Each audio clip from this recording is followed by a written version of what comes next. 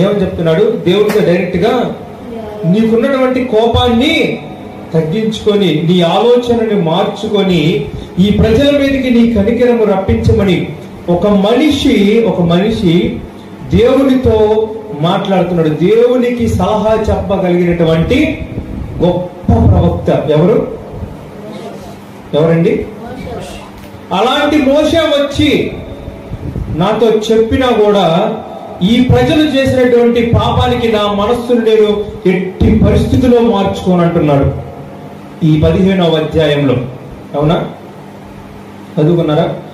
మోషే గురించి బైబిల్లో దేవునికి మనుషులకి మధ్యలో నిలబడినటువంటి వ్యక్తి అయి బైబిల్ గ్రంథం మనకి తెలియజేస్తా ఉంది స్పష్టముగా. ఎన్నో మార్లు ఇశ్రాయేలు ప్రజలు పాపము చేస్తే వారికి దేవుడికి మధ్యలో అడ్డుగా నిలబడి ఈరోజు మనందరి కోసము యేసు ప్రభు వారు ఆ స్థానంలో ఉండి మనకి దేవుడికి మధ్యలో ఆ శాంతిని ఆయన చేకూరుస్తా ఉన్నాడు. దేవునికి మహిమ కలుగును గాక. హల్లెలూయా. అలాగే సమూయేలు ప్రవక్త గురించి కూడా మొదటి సమూయేలు గ్రంథము 12వ అధ్యాయము 19వ వచనం ఒకసారి చదువుకుందాం.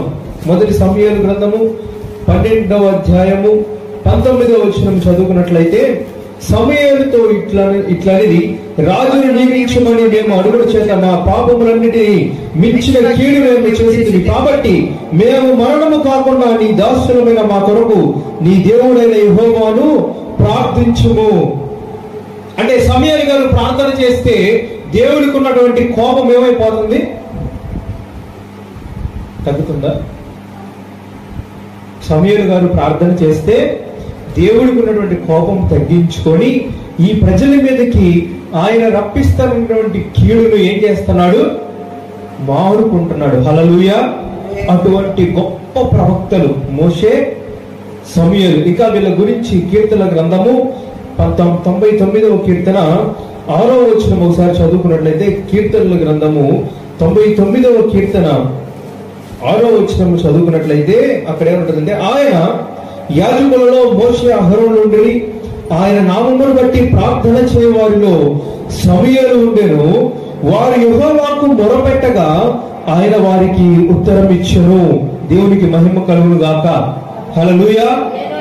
వీళ్ళు ప్రార్థన చేసిన వెంటనే దేవుడు వాళ్ళకేం చేసేవాళ్ళంట? సమాధానాన్ని పంపించేవాడు. ఈరోజు మనం ప్రార్థన చేస్తున్నాం, ఎన్ని సంవత్సరాల నుంచో ప్రార్థన చేస్తూ ఉంటాం కొన్ని విషయాల గురించి. జరుగుతున్నాయా?